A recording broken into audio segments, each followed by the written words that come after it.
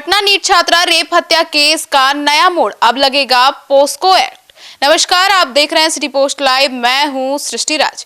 पटना के Shambhu girls hostel में NEET छात्रा की संदिग्ध मौत में रेप और उसके नाबालिग होने की पुष्टि होने के बाद अब पोस्को एक्ट जोड़ने की तैयारी की जा रही है। पुलिस सूत्रों के अनुसार एफएसएल रिपोर्ट्स में छात्रा के अंडरगारमेंट्स में स्पर्म की पुष्टि होने के बाद रेप की पुष्टि हुई है और इसी के चलते अब छात्रा को नाबालिग मानते हुए पोस्को एक्ट लगाया जा रहा है। साथ ही आगे की कानूनी कार्रवाई भी तेज कर दी गई है। अब विस्तार में जानकारी देने के लिए हमारे साथ मौजूद हैं chief editor Shrikant Pratyush sir. मृतक छात्रा नाबालिग निकली और अब पुलिस इस केस को आगे कर रही है। देखिए, जो छात्रा है उसके परिजनों का तो ये आरोप था ही कि वो 17 साल की थी, जानबूझकर उसको 18 साल दिखाया गया। मतलब नाबालिग थी लेकिन उसको बालिग दिखाने की कोशिश की गई। तो शुरू से ही दाल में कुछ काला दिखाई दे रहा था। और जिस तरह से इस रेप और हत्याकांड को पुलिस और अस्पताल वाले आत्महत्या साबित करने पर तुले हुए थे, तो कई चौंकाने वाले राज तो खुल ही रहे ना अब। तो जहानाबाद जिले की रहने वाली छात्रा 6 जनवरी 2026 को पटना के चित्रगुप्त नगर के शंभू गर्ल्स हॉस्टल में अपने कमरे में बेहोशी की हालत में मिली थी। हॉस्टल स्टाफ ने उसे तुरंत निजी अस्पताल में भर्ती करवाया, जहां इलाज के दौरान 11 जनवरी को उसकी मौत हो गई। शुरुआत में पुलिस ने इसे आत्महत्या का मामला बताते हुए नींद की गोलियों की ओवरडोज और टाइफाइड जैसी बीमारी का हवाला दिया था, लेकिन परिजनों ने लगातार रेप और हत्या का आरोप लगाया। उन्होंने छात्रा के शरीर पर चोट के निशान, प्राइवेट पार्ट में चोट और अन्य संकेतों का जिक्र करते हुए मामला भी दर्ज कराया था पुलिस में। और जब सवाल बड़ा हो गया, बवाल होने लगा, तो पुलिस ने उसी दिशा में जांच भी शुरू की। मतलब परिवार अगर अड़े नहीं होते तो पुलिस इसे आत्महत्या बता देती। बिल्कुल, तो साफ लग रहा है कि अस्पताल ने भी आत्महत्या बता दिया। पुलिस अधिकारियों ने, बड़े बड़े अधिकारियों ने भी इसको आत्महत्या करार दे दिया, रेप से इनकार कर दिया।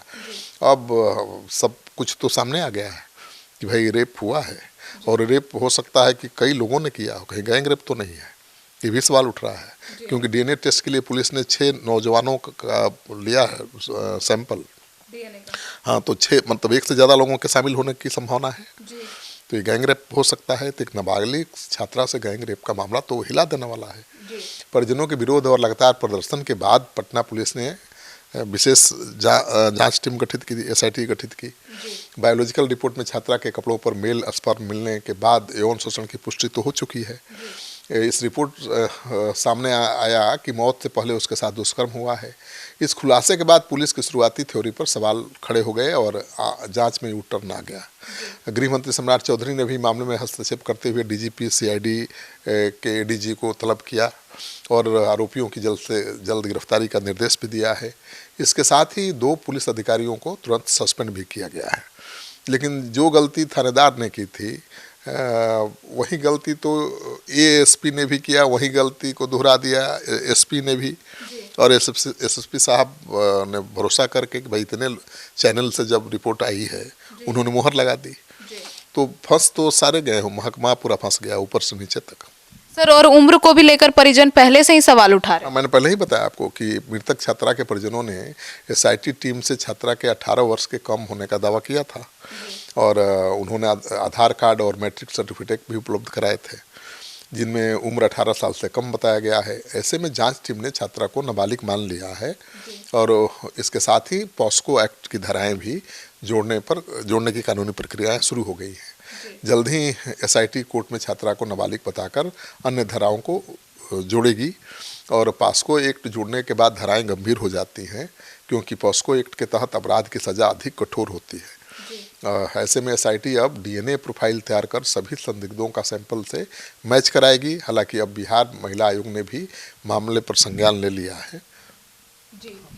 पप्पू यादव ने क्या आरोप लगाया? जी सर, पप्पू यादव ने भी आरोप लगाया है कि मतलब डीएनए टेस्ट के जो सैंपल लिए गए हैं वो उनके ही परिजनों के डीएनए लिए गए हैं। हाँ बिल्कुल, पुलिस ने उनके माता पिता, भाई, मामा सबका सैंपल लिया है।